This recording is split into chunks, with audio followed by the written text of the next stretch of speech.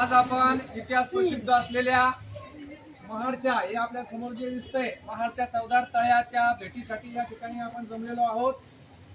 हे जे तळं दिसतंय ते फक्त पाण्याचं तळं नाही, तर डॉक्टर बाबासाहेब आंबेडकरांनी मानवाच्या समानतेच्या हक्कासाठी 1927 मध्ये या महाडच्या चौदार तळ्यामध्ये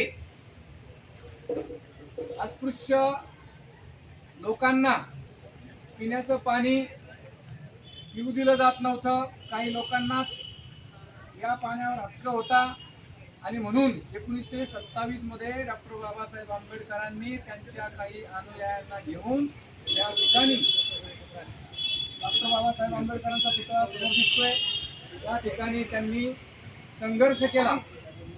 या संघर्षामधून आपल्याला असं लक्षात येतं की शिक्षण, संघर्ष आणि संघटन यामुळे समाज बदलत असतो. आज आपल्याला जे समानतेचे हक्क मिळालेले आहेत ते डॉक्टर बाबासाहेब आंबेडकरांनी केलेल्या कर्तृत्वामुळेच समाजामध्ये समता निर्माण झालेली आपल्याला दिसून येते.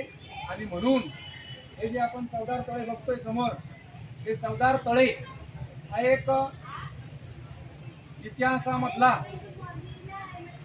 समानतेच्या हक्काचा महत्वाचा साक्षीदार आहे.